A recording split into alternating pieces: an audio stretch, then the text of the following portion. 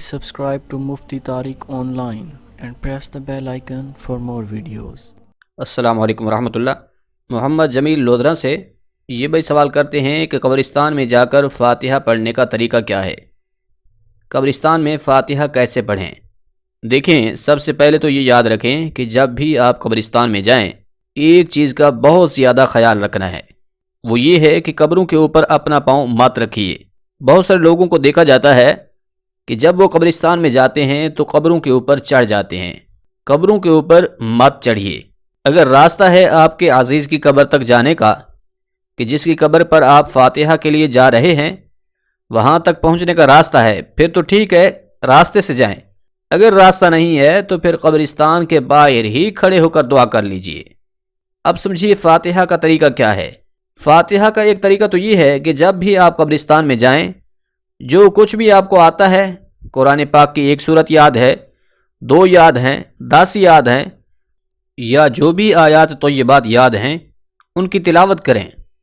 تلاوت کر لینے کے بعد اب ایک طریقہ تو یہ ہے کہ اگر دل ہی دل میں آپ نیت کر لیتے ہیں کہ یا اللہ جو کچھ میں نے پڑھا ہے اس کا ثواب ان تمام قبرستان والوں کو اور بالخصوص میرے جو رشتہ دار عزیز و اقارب یا پھر والدین یہاں پر مدفون ہیں ان کی روحوں کو بخشتا ہوں، یا اللہ قبول فرما۔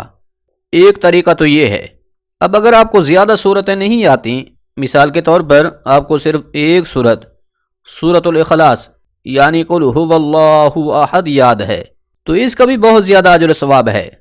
حدیث پاک میں آتا ہے کہ جس نے ایک بار سورت الاخلاص پڑھی تو اس نے 1/3 قرآن مجید پڑھنے کا ثواب کما لیا۔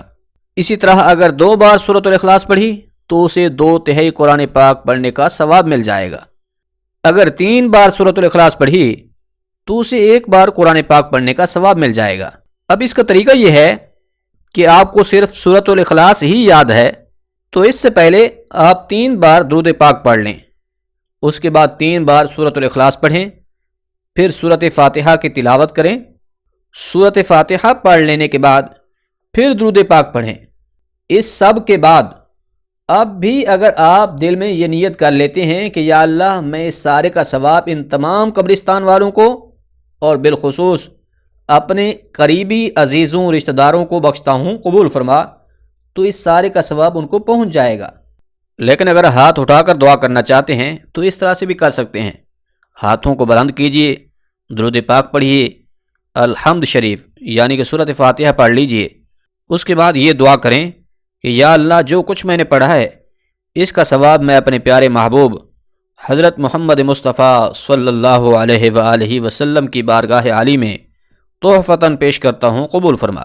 پھر دعا کریں کہ یا اللہ حضور نبی کریم صلی اللہ علیہ وآلہ وسلم کے طفیل سے اس کا ثواب میں اپنے مرحوم فلاں رشتہ دار عزیز و اقارب یا پھر والدین کے روحوں کو بخشتا ہوں، یا اللہ قبول فرما۔ یا اللہ ان کی قبر کی منازل کو آسان فرما، ان کی قبر کو تا حد نگاہ کشادہ فرما، یا اللہ انہیں جنت الفردوس میں اعلیٰ مقام عطا فرما۔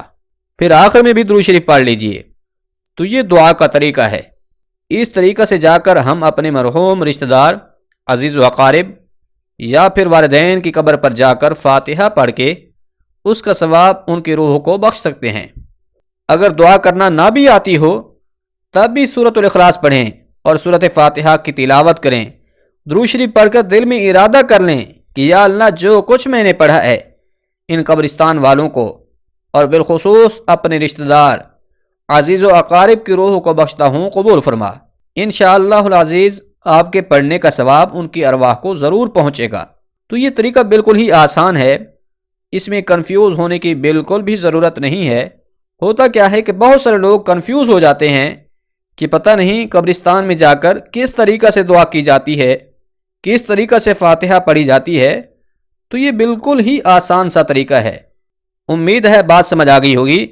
اب اسے صدقہ جاریہ کی نیت سے آگے اپنے دوستوں اور رشتہ داروں تک ضرور شیئر کریں۔ اللہ کریم پوری امت مسلمہ کی خیر فرمائے، آمین۔ اگر ہماری یہ ویڈیو آپ کو پسند آئی ہے تو ہمارے چینل کو سبسکرائب کیجئے اور لائک بھی کریں اور اپنے دوستوں کے ساتھ شیئر کریں۔ مفتی طارق آن لائن۔